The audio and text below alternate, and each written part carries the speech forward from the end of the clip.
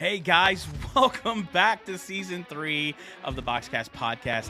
I am beyond ecstatic about season 3. We got so many cool things in store for you. But this episode particularly, I cannot tell you the coolest things we got here today. But by the way, my name is Gary. And I'm Danielle. And we cannot wait to get started. So here we go. Today we're going to introduce to you AJ, the CEO.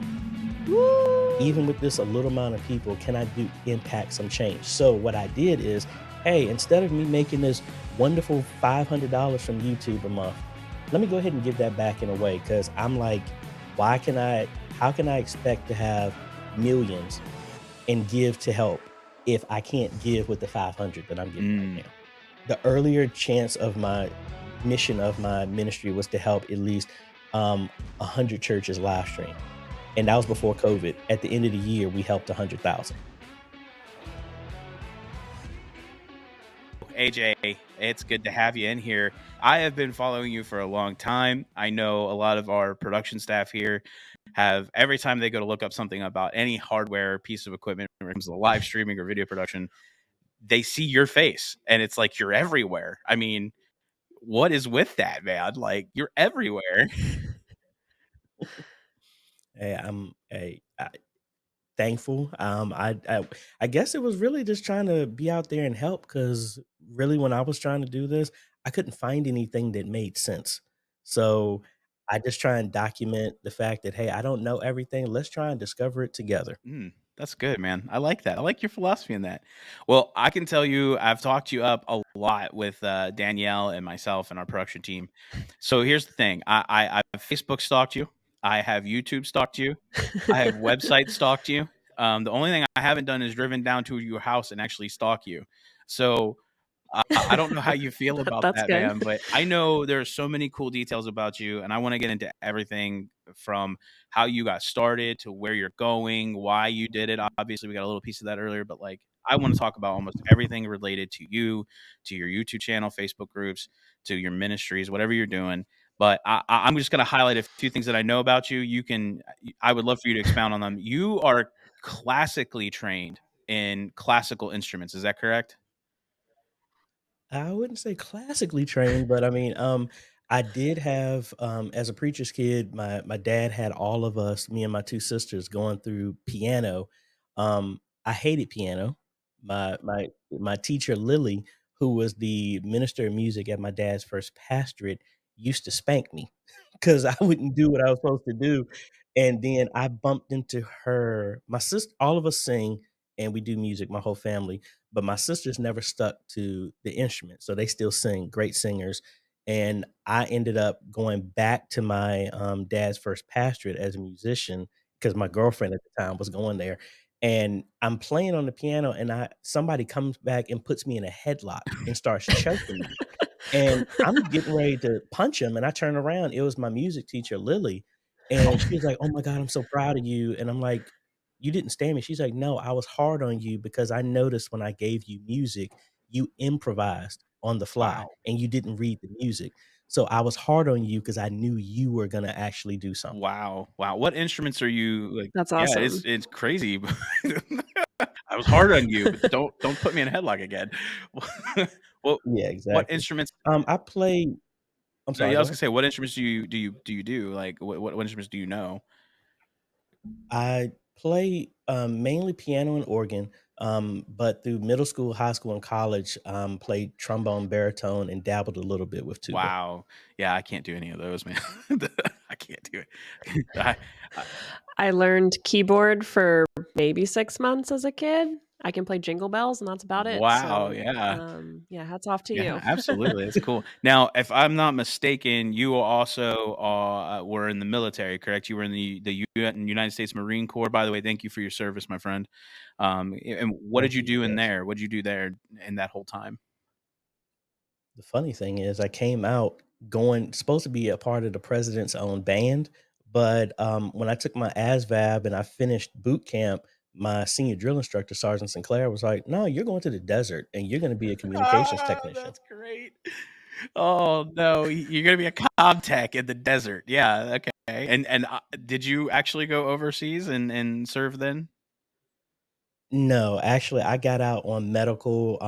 because I can't get into the details if you weren't there, but somebody got in trouble, and our CO took us on a 26-mile run in the desert. Something popped. I got out on medical leave. Wow, wow. But hey, I mean, we're just grateful for your service. We really appreciate that. So, but I mean, you're very you have a very wide range of knowledge, which is I think was what is so appealing for me as kind of like your newest fanboy or your oldest fanboy, whichever one you would have put first.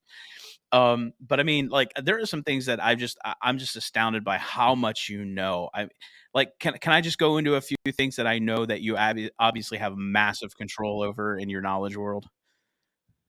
Okay. Sure. I know you consult with other churches on media tech, media installations, right? I know you do that on a regular basis. Is that right? You're a consultant. Okay. Yes. You custom build streaming PCs. Is that right? Yes. Okay. How can you tell me how many you've built so far and I don't know, your whole career?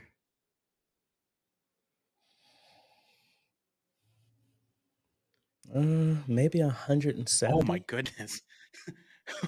Wow.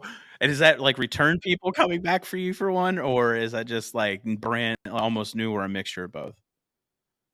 I've not from an arrogant sense. I've never had anybody come back and say, well, let me take that back. I've had one come back say that they were not satisfied with any of the stuff that I built. And that was actually because it was a motherboard issue. But no, most of the time I'll have people that they were like, hey, we like this so much. Could you build us another one for something else? Wow. Wow. Now you also build kind of like custom OBS bundle package and like media package, right? As well.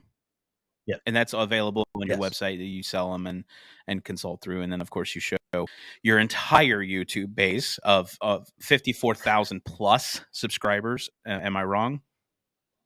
Yes. I am That's right. wrong. Okay. Oh, no, no. Yes, you're right that I'm at that amount. Now, I remember, I think it was 2 weeks ago, I was checking out on a few things. I was watching your and you do a Friday AMA on your YouTube channel, AJ the CEO, and I was watching it, and I was like, "This is great." And I looked at your subscriber base a week and a half later, and I saw it rose by like 300 people in 2 weeks. That's impressive. I mean, to me, that's impressive. I'm just astounded at how many people you have, and then you have a Facebook group. Can you give us the name of the Facebook group just to make sure I don't get it wrong? It's for me, for ME or Modern Media Ministry Made Wow. Easy. And you boast about 2,800 followers there as well.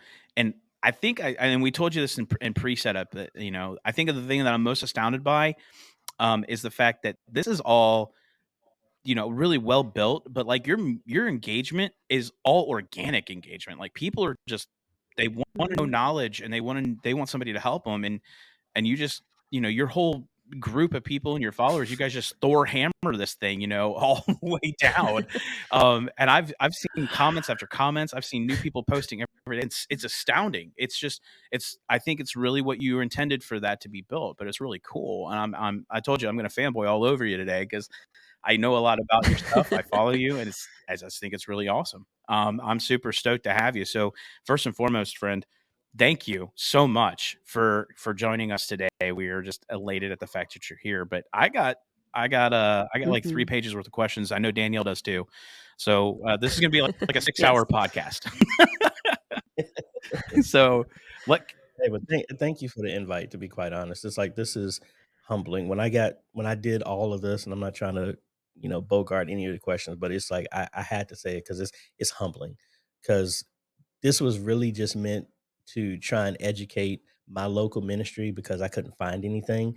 And to see where it is right now, it is I ain't trying to get emotional, but it's like it's really humbling because that's the best I could say right now. I guess I'll get into it, but I mean, I'm just trying to restrain It's myself. all right, man. Listen, I am not going to restrain myself. So you let it all out, AJ. Come on, buddy. Come with me. It's okay. It's all right.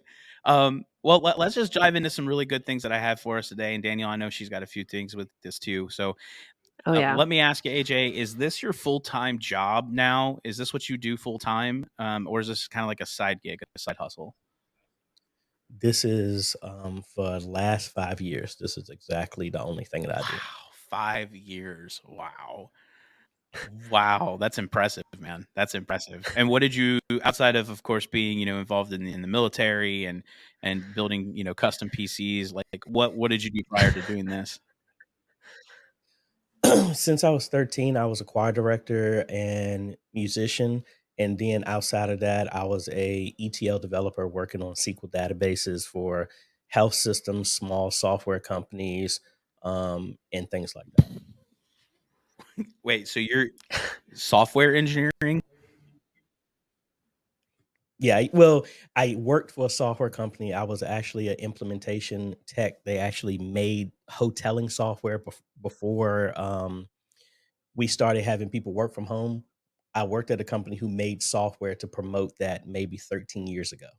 And I used to go and install that stuff for like my last few clients were like that I worked with were Verizon, Toys R Us, MetLife, um, and GSA with the government. Those were my clients that I used to be the point of contact to install this stuff for them. And I was there kind of like their tech and trained them on how to use it and things like that. That's awesome. That's nuts, man. That's nuts. I mean, that's some big names and some big brands, and that's a lot of information. Like, so okay, so it all kind of makes sense now as to where you get your tech knowledge from. I can see that. That's interesting, but that's kind of cool because your background definitely leads into where you're headed next, right? So, and I guess we kind of want to start focusing in on that a little bit. So, DK, I know you got a question or two for him. Yes. So the first question that we have is, where do you see church media going from today, tomorrow, 10 years from now? Where do you see that heading? The vision that I believe that we could go is to have instead of um having really educating ministries to where it's they're not just doing a broadcast on Sunday. They have a multi-day, multi-hour television network or media network that's on every platform that's current or in the future to where, hey, I'm not just chiming in to see Sunday service, like, and I guess I'm hopefully not throwing my idea out for somebody to steal, but I guess I really don't care. But I mean, just have like the grand vision of it is to have entertainment and content that people can digest in any way, shape, or form, not just spiritual stuff, not just physical stuff, entertainment. Like having like one of the visions I've been trying to work here in the area is to bring media ministries here in the Richmond area together, and we have a iron chef because a lot of ministries they haven't been able to cook like they used to, and I want to go in and hey, have a camera crew at one church and the other one, like, hey, we want to show you, highlight all the Sister Mary who hasn't been able to cook in a bunch of years. Like, look, hey, we're going to donate to this ministry, but hey, let's have some nice camaraderie between these ministries. And here's a basket of food. You need to be able to create a wholesome, healthy, low gluten anniversary dinner that you normally would do, but you got 2 hours to do it, and we compete against 2 ministries, and then we bring them together, and then strangers have to come in and eat, and then we're able to bless the ministry at the end with, "Hey, we wanna donate $1,000, $2,000 to this ministry in here, here, here," and it just shows that, hey, everything ain't gotta be talking about the Bible all the time. We can let the Bible in people be shown. Right. Wow. Can I come? That's Can I awesome. come to that? Sure thing. You send me. I say I'm not a great cook, but I'll come Yeah, eat. send me the invite, No buddy. I'm problem. all over that. Absolutely. So when you say, so you're talking about wholesale media and production. You're not even just talking like you said, Mhm. like just focusing in on a Sunday morning service or a Wednesday Bible study or something like that. But like you're focusing in on doing media ministry across the entire board, regardless if that's ministry related and toe, right? So like you're wanting to go across channels, across aspects, and just Yeah. totally bring that entire production availability to that setup, right? Yes, because I mean, my stance of being in church my entire life is the issue that the opportunity that media ministry allows us to be is to be transparent. Like, I've had a lot of people on my channel, a few people on my channel is like, why don't you edit your video? And why do you show all the mistakes? Nobody wants to see that. I was like, no, you don't want to see that. I like to be transparent, to be like, I don't know everything, but I hope to show an attitude of willingness to show that I'm going to work through it. And I think that from a ministry standpoint, a lot of people have this mindset, I don't want to come to church. I don't want to be associated with it because I'm not perfect. And I think that we need to show that, hey, we can have fun. Oh, we can not I'm gonna do it now, but hey, you're not gonna bust hell wide open because you slip and say a bad word, or you say, or you watch bad movies and stuff. It's like needs to be relatable. And I think that if we can come from a standpoint of like my Q&As that I do, yeah, everybody knows I'm a Christian, but I'm not gonna bash anybody upside the head with a Bible. But I want people to see that I'm not a hypocrite and I live based off of what I'm doing. And it's not about me trying to tell you what you should do. I'm just going to be here to help as much as I can. And hopefully, to use the church word, my light shine so people can see me.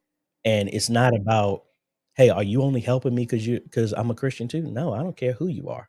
I'm about helping whoever. I And that's the problem. I like the word you said, relatable. Like that's a big thing that BoxCast Mhm. tries to do as well. Like we try to make sure our understanding of live streaming, especially in church world, is a relatable concept, right? So we totally understand that. Let me ask you, what is the weirdest question you have ever received from anybody, whether it's in your Facebook group or over YouTube AMA, Q&A style? What is the weirdest question you've ever gotten? Hey, you're doing so good. Can you just donate an entire system to our church? And you wait, hold on. That's wait, but if I recall, you did raise money for something like that recently, right?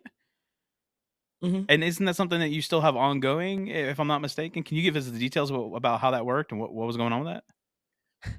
Well, originally, getting started when the ATEM Mini first came out, I knew this was kind of difficult. That's when COVID really hit, and it was hard to get a handle on stuff. So I, as a way of giving back, because again, my platform is always meant not to be like, oh yes, I'm thankful for this. I need to get 1 million. I need to have my silver play button hanging on the wall. Yeah, I'm excited about that, but my whole thing is, I felt that for me is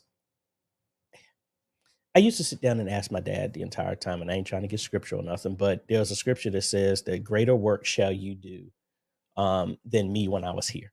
And I used to always ask my dad, it was like, where are the greater works? I don't see anybody doing anything on the same level of that man in that book that was talking about it. And then that just melded me and molded me at that time to where it's like, hey, I'm at this platform, even with this a little amount of people, can I do impact some change? So what I did is, hey, instead of me making this wonderful $500 from YouTube a month, let me go ahead and give that back in a way. Cause I'm like, how can I expect to have millions and give to help if I can't give with the 500 that I'm getting right now?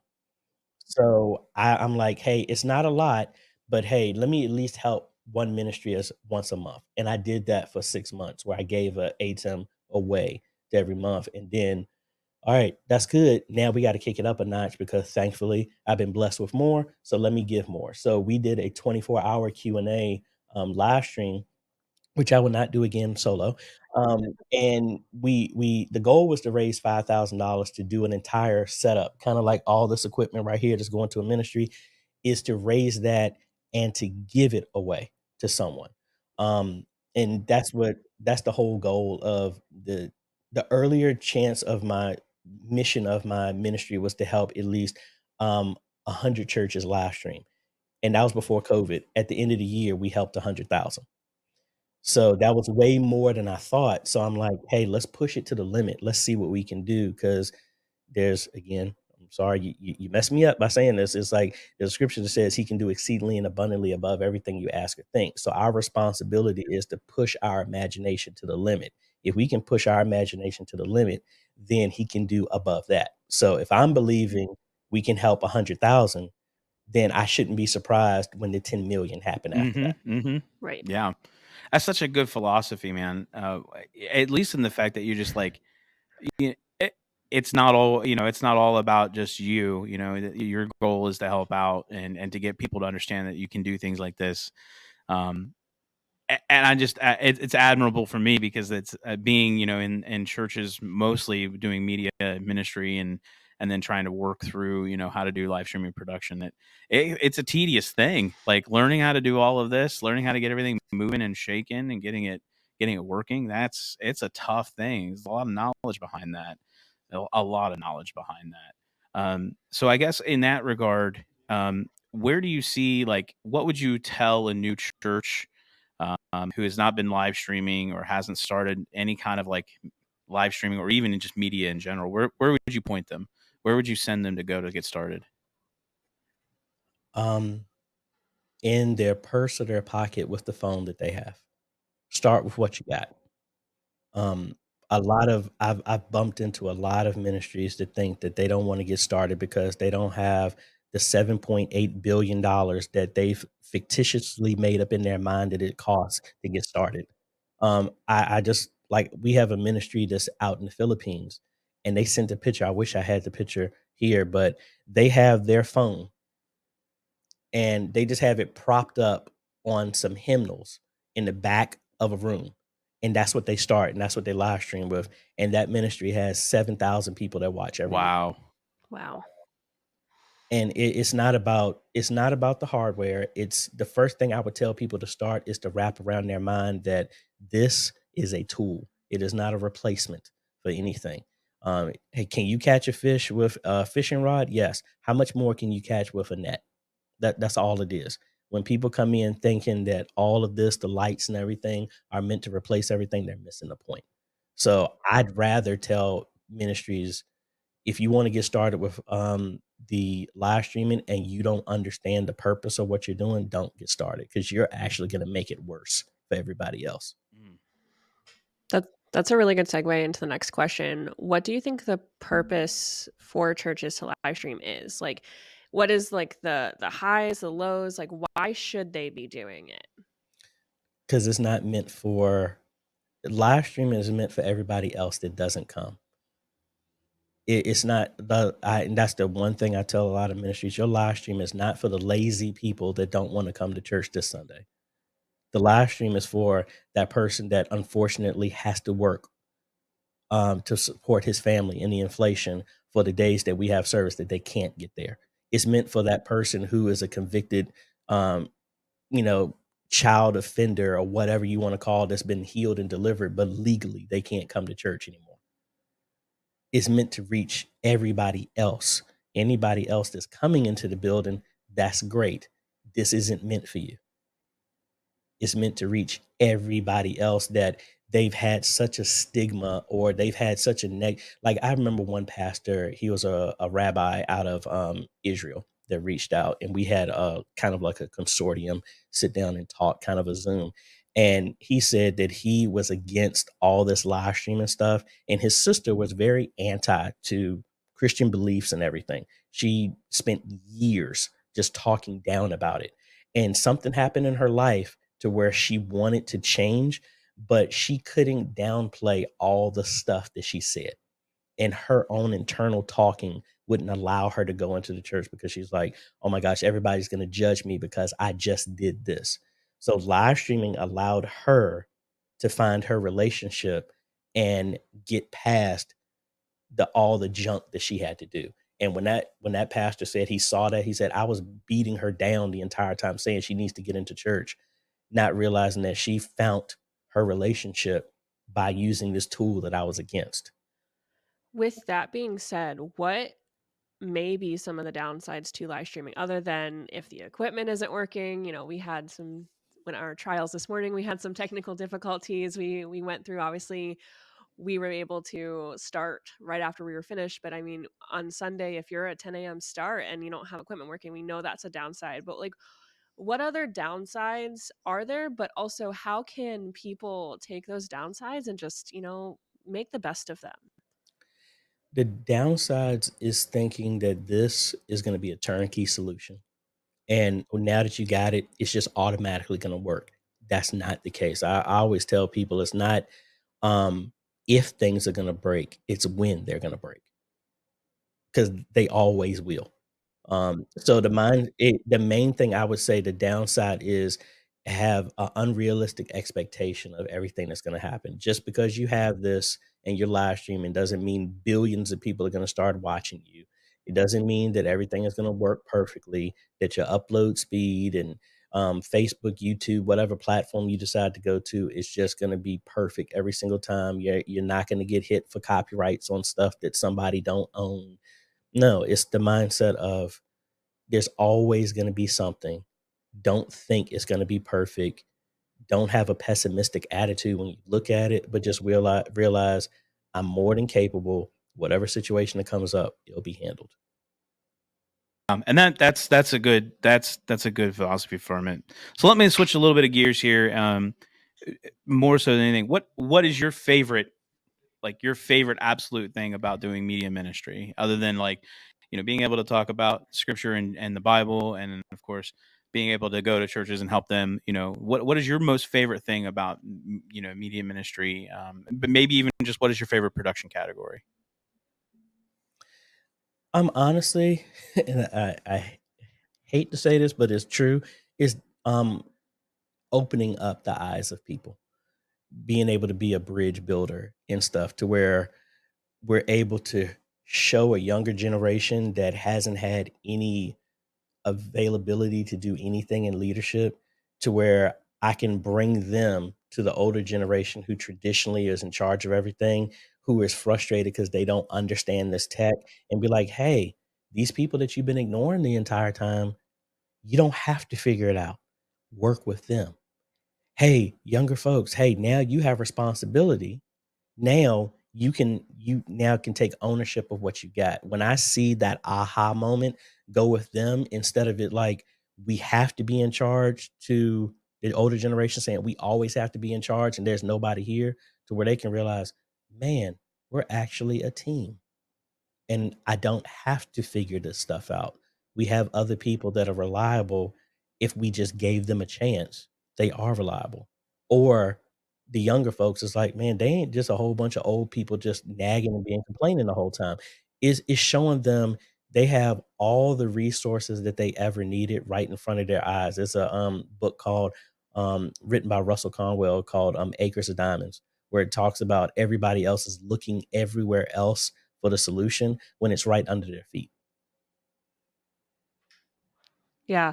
With that, do you feel that sometimes it's hard to get volunteers or this younger crowd to want to get involved? And then I mean, if it is, how do you, motivate them? If it's not, how do you get the older crowd who are in charge to really understand and accept the fact that these kids, I mean, I'm almost 30 and my 14-year-old niece definitely has more knowledge in some of the social and tech field, and it's literally my career. So I understand that these kids spend a lot of time on it. How do you get them to want to help with this and get them motivated as well? I would say that we need to find the bridge for them.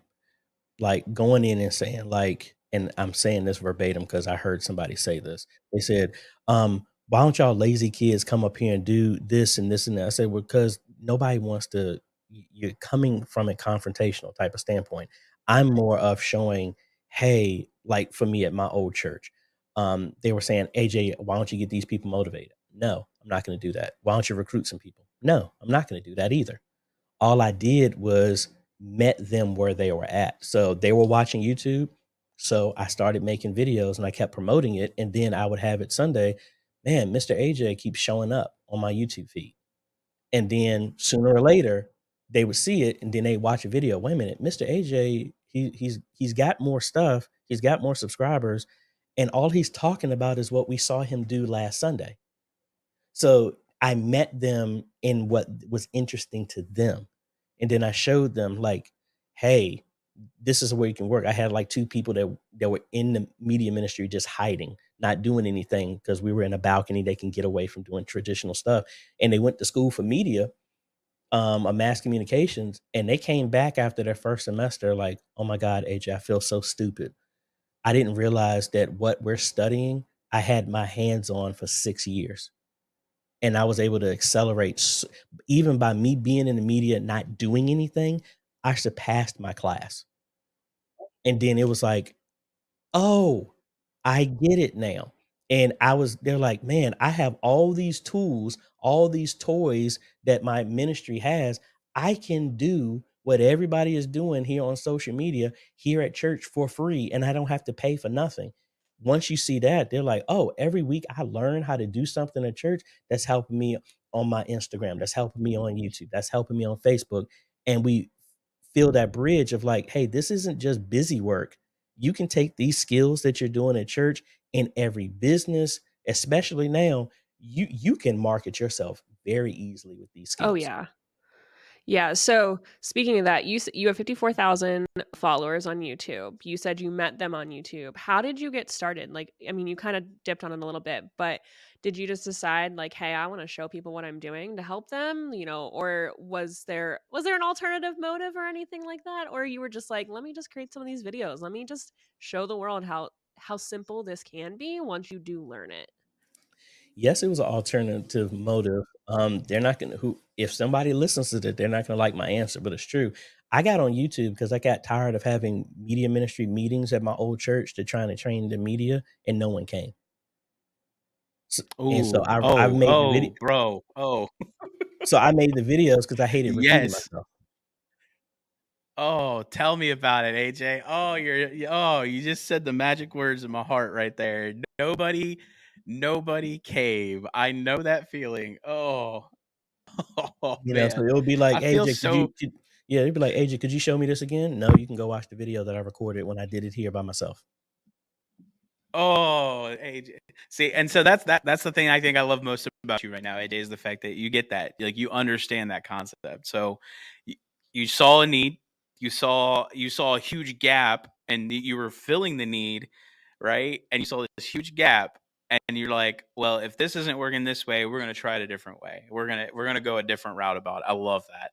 I love that. It's so hard um to get people to how do I say this? It's so hard to get people to show up to something that they're telling you that they need, right? And then when you finally facilitate that fix, it's so hard to get them to actually like facilitate their own solution, and get there and learn it. And so I love the fact that you turn to video and to YouTube to make that happen. I love that. It's one of the smartest ideas anybody could do. And you see a lot of churches doing that. A lot of organizations are doing that now. Like they're creating video content in order to train their volunteers. Right? It just makes sense. So in that realm of training, right? Do you find that volunteerism is probably one of the hardest things to come about outside of learning media tech, and live streaming?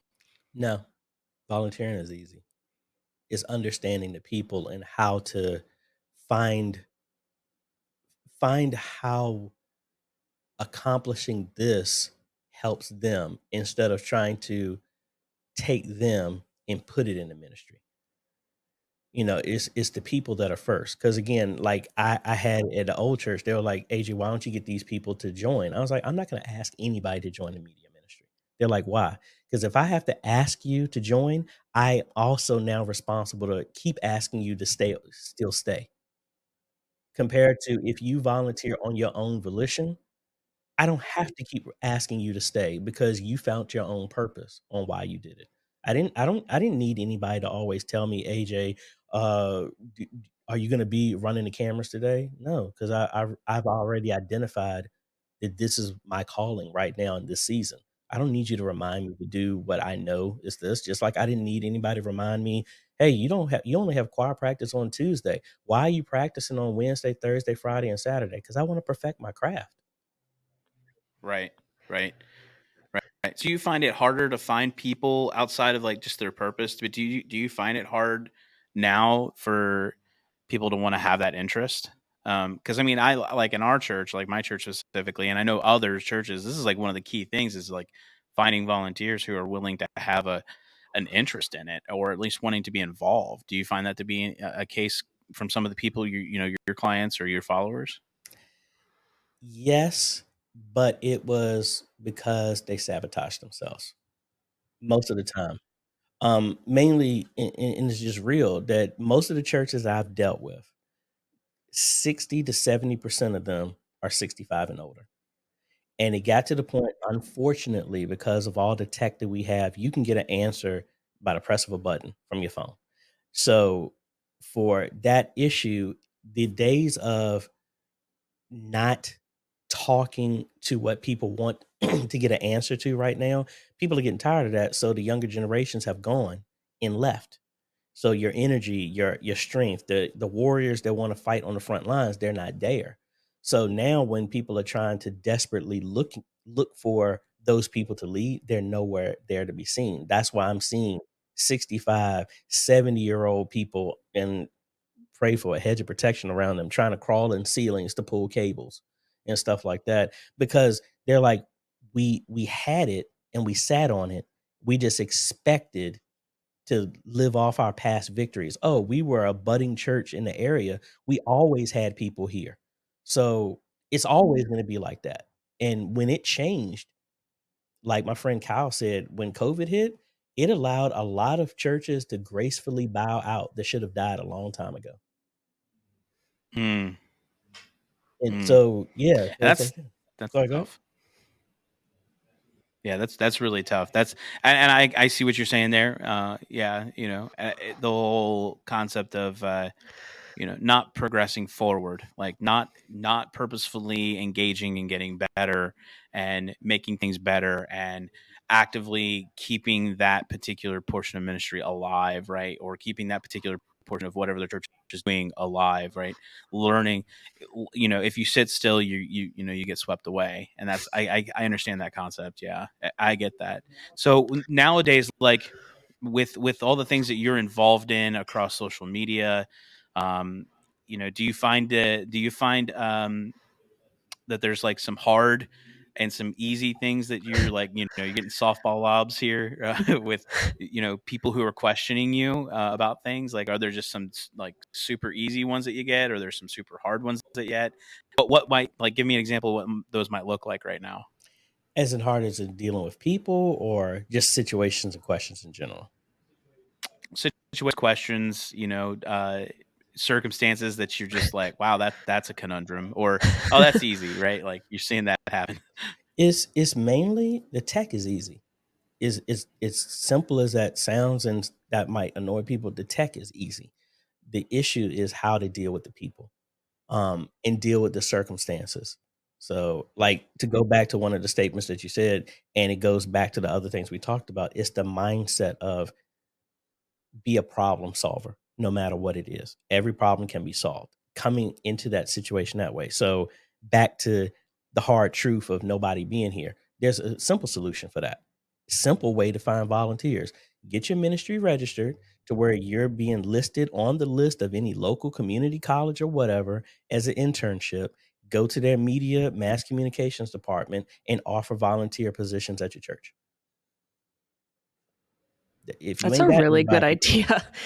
I would say I was a production major in college, and I mean we had to find internships all the time, and like the hardest thing for me was finding ones that were either local to where we were at. Like, I mean, I lived in the middle of Ohio with my parents. Like, there's not like big news stations or anything around me. So like in order for me to get an internship, I actually had to go live with family in Philadelphia, PA, because there was just nothing around me. So like had Yeah. local churches been more, I would say, progressive with media and things like that would have been something that I would have considered. I know like we had a church on campus that they didn't live stream, but they had a whole tech setup that like some people within the department who were majors would go and they'd run the audio for internal use, but we never had the external use. We had Mm.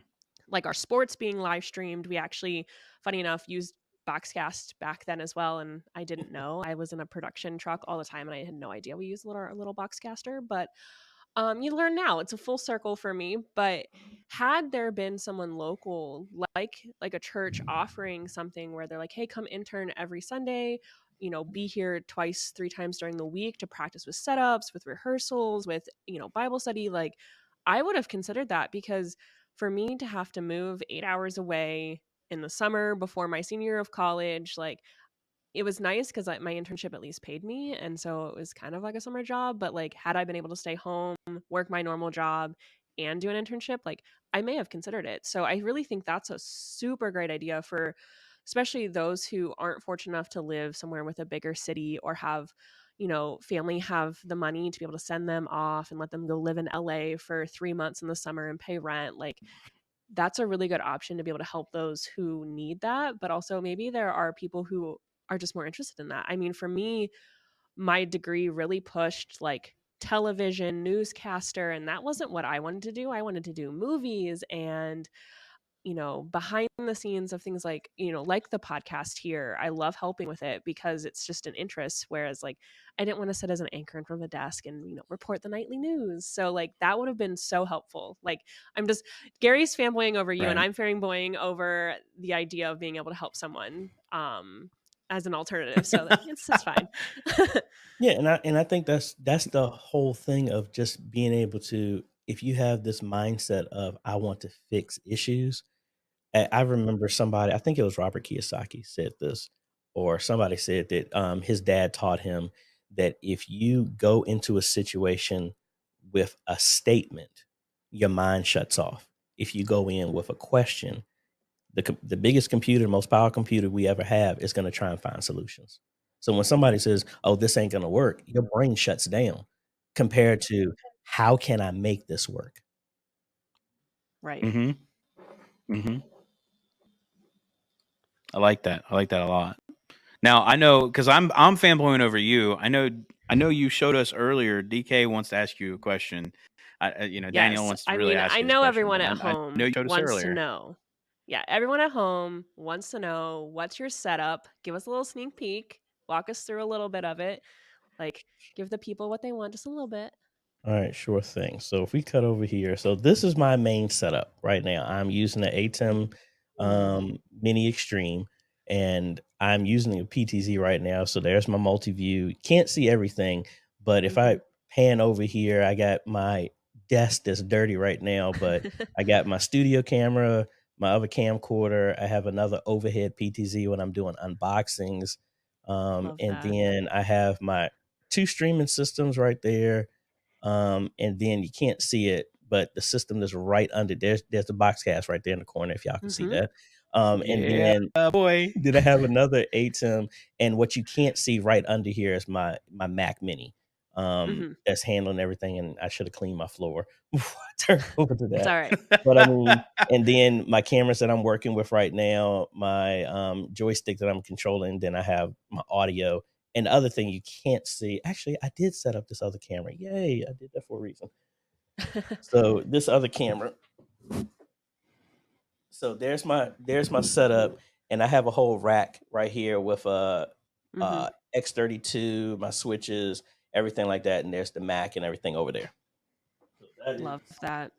my Uh, purpose-driven And what are you? miniature media ministry in the house. Yeah, I mean, he's like confined like a whole broadcast booth into one 300 by 300 square foot area. That's great. I love it. I love when you're online and you're doing like you're asking me anything, your questionnaires, and you all of a sudden you just cut to something, and all we see is this side view of you and your glowing keyboard and your 15 stream decks, and I love it. It's great. It's one of my favorite things to see happen. Absolutely, man. It's so cool. So, well, I am. I'm an audio guy, so you're using an X32. What microphone are you using? Is that a Rode mic you're using, or? Yes, these are Rode Pod mics that I have here, and I got another one right there. So sometimes when my daughter is here, I had one for her so she can talk and join me, and then I have a whole host of, I can't reach it. I got a host of the wireless ones, the Lark 150, and a bunch of handhelds and wireless mics and stuff like that. Because a bunch of shotgun mics. Because this was over a series of events. Like in the next 3 months, I think we have to do another graduation for a school that we've done 3 years in a row. So we've just built up the stuff to live stream to help them out. And hey, I try, fail, and adjust. So hey, we went out last time, stuff didn't work. Went back, got some new equipment. Didn't We learned something new, and we're constantly changing. So I don't just tell ministries or whatever like, hey, you got to constantly keep changing. I mean, that's the same reason why I do the same thing. Oh yeah, and the I like technology it. just grows so fast. I mean, tomorrow there's going to be, another new iPhone and another 6 more cameras, and, we'll be in 8K at some point, I'm sure. Like, I mean, everything's going to keep growing. You can't be stuck in, 90s dial-up internet vibes. So, I love that. You mentioned your daughter comes down sometimes with you. Do you guys ever do any YouTube videos together? Does she ever like ask you questions? She's like, let me do the unboxing, Is she ever in That there with that? sometimes I have her featured, and she sits with me, when I'm doing a Q&A and people will ask her questions. And, that's why, and then to answer that question and to add a caveat to it, that's why I'm thankful for the stuff that I'm doing right now. That when I was as an ETL developer, there was no way I can share or let my daughter see what I'm doing. The best feeling that I ever had that I know I'm doing the right thing is when my daughter would tell me, "Daddy, when I'm finished my homework and classwork, I bring up your channel and I let my classmates see what you're doing." Or when she has video projects, she'll mimic me in how she does her video stuff. Which is, I mean, I think is awesome because, like, I try and push her creativity of like, "Hey, you don't have to do what I do, but I wanna show you that there's other options." And I think just from a church standpoint, it's like, yeah, I could play, I can sing. I mean, I'm 5'5", so I have no interest in sports unless we're doing martial arts. But and I like to show that you don't have to be this fictitious top tier, good at music, good at sports to be successful. And you don't have to be this. I mean, I started from ground zero. I was like, my YouTube channel started with zero, just like anybody else. AJ, it's been great having you here, buddy, today, and I can't believe that you're online with us, and I'm so stoked. So, if anybody was looking to interact with you, find out more about you, learn through you, where would they go to find AJ the CEO? Predominantly, it's on YouTube, AJ the CEO. So youtube.com/@ AJay, the CEO, all one word. That's predominantly where I'm at. All the other platforms, I'm not there as much, but I mean, I'm there. So like anywhere you see any platform there is a AJ the CEO, and that is me. Um, Mainly it's YouTube, and then I'm on Facebook in the media group, where we're just answering questions. That's where people can find me at. AJ, again, we are so grateful that you came on and that you were here today, and we're just so grateful that you were able to join us.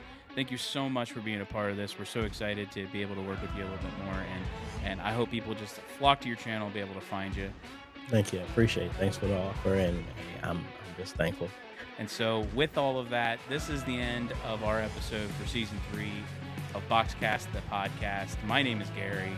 And I'm Danielle. And as always, happy streaming.